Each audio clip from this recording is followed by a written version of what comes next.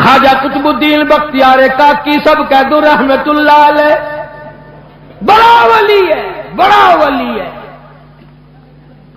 آخری وقت آیا، وصیت نامہ لکھ دیا، انتقال ہو گیا، لوگ آ گئے۔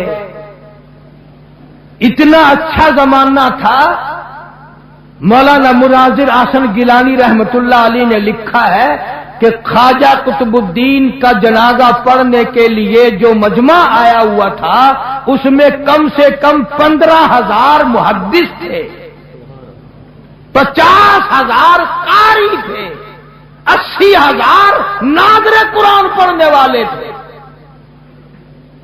ریل، موٹر، کار، ہوائی جہاز کچھ نہیں تھا، اتنی دنیا جنازہ پڑھنے آئی تھی۔ جب وصیت نامہ کھولا گیا، توجہ کرنا، بس یہ بات لکھ کر اگر آج آپ لے گئے تو انشاءاللہ میرا واز کامیاب ہو جائے گا، جلسہ کامیاب ہو جائے گا۔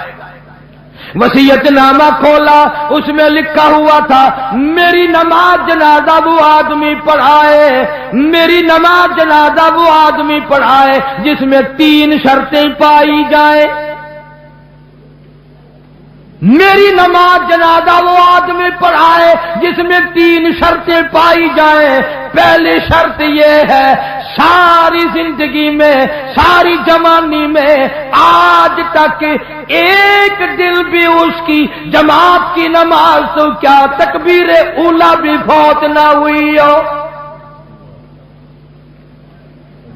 ایسا آدمی میرا جنازہ پڑھائے جس نے جب سے ہوش و حواس سنبھالا ساری زندگی میں اس کی نماز نہیں، جماعت نہ گئی۔ پہلی شرط تو یہ، اور دوسری شرط یہ ہے میری نماز جنازہ وہ آدمی پڑھائے جس کی ساری زندگی میں کبھی تہجد کی نماز قضا نہ ہوئی ہو۔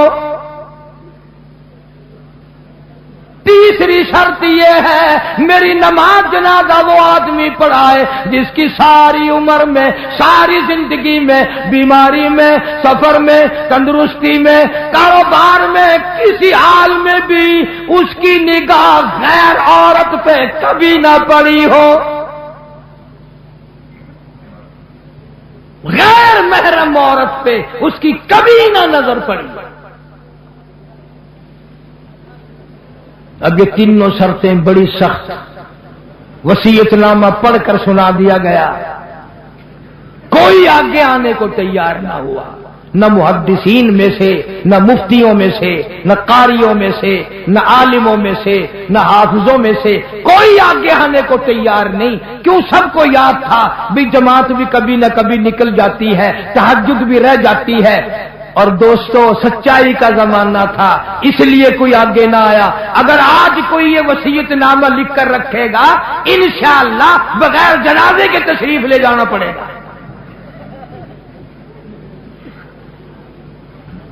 اگر آج کر ایسا وصیت نامہ بھی لکھو گے، ایسا ملا آگے آئے گا جس نے کبھی فرض بھی نہیں پڑے، وہ کہے گا چلو چھوڑو یار، اور نہیں اخبار میں فوٹو تو آئے گا۔ تینوں شرطیں بڑی سخت، خواجہ قطب الدین بختیار کاکی رحمت اللہ علیہ کی لکھی ہوئی شرطیں۔ صبح سے لے کر شام ہو گئی، عصر کا وقت آ گیا، جنازہ رکھا ہوا ہے، خلقت خدا کی آئی ہوئی ہے، نہ کسی میں یہ شرطیں پائی جائیں، نہ کوئی جنازہ پڑھائے۔ عصر کی نماز کا وقت جب قریب آیا، ایک آدمی صف میں سے نکل کر آگے آیا، جنازے کے قریب آیا اور منہ سے کپڑا اٹھا کے کہنے لگا او خواجہ تجھے کیا ملا، تجھے کیا فائدہ پہنچا، تجھے کیا چیز حاصل ہوئی، جاتے جاتے میرا پردہ کیوں کھول گیا؟ آج تک میرے رب کے سوا، تیرے سوا کوئی نہیں جانتا میں کیسا ہوں، آج تو نے میرا راز کھول دیا، میں سمجھتا ہوں کس کو لکھ کے گئے ہو، کس سے جنازہ پڑھوانا چاہتے ہو، مجھے پتا چل گیا تھا پر میں اپنے آپ کو چھپانا چاہتا تھا۔ او خواجہ مجھے دنیا میں کیوں ذلیل کر دیا. اب دو باتیں ہیں, اگر میں اپنا راز بچاؤں تیرا جنازہ پڑھانے والا کوئی نہیں, اور اگر تیرا جنازہ پڑھاؤں میرا راز نہیں بچتا. کون ہے آج میرا پردہ بچائے؟ تو نے تو اپنا فائدہ کر لیا, میرا نام لکھ کر چلا گیا, شرطیں میرے بارے میں لکھی ہے. آج کے بعد دنیا مجھے کیا کہے گی؟ ابھی موت نہ جانے کتنا دور ہے. اگر اس کے خلاف ہو گیا میں کالی کملی والے کو کیا منہ دکھاؤں گا؟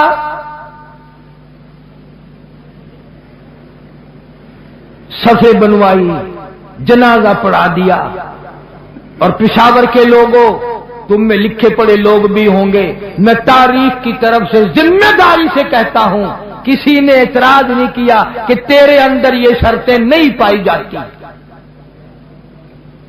اب جس نے جنازہ پڑھایا تم یہ سوچ رہے ہوگے کہ پتہ نہیں کس خانقاہ کا ولی ہوگا, کون مفتی ہوگا, کتنا بڑا پیر ہوگا, کتنا بڑا بزرگ ہوگا, خدا جانے پہاڑوں میں رہتا ہوگا. نہیں, اسی وقت میں جب یہ خواجہ کا انتقال ہوا ہے, فوت ہوئے ہیں, اسی وقت کا حکمراں دلی کے تخت پہ بادشاہ کرنے والا خواجہ شمس الدین التمش تھا. کبھی بادشاہ ایسے ہوا کرتے تھے کہ ان کی جماعت کی نماز نہ جاتی تھی, کبھی تہجد کا دانی ہوتی تھی, کبھی غیر عورت پہ اس کی نگاہ نہیں پڑتی تھی. آج غریبوں, مزدوروں اور ملازموں, تم سارا دن بدنیتی سے 100 عورتوں کو تاڑتے ہو, اور مرتے وقت تمہیں کیا ملے گا؟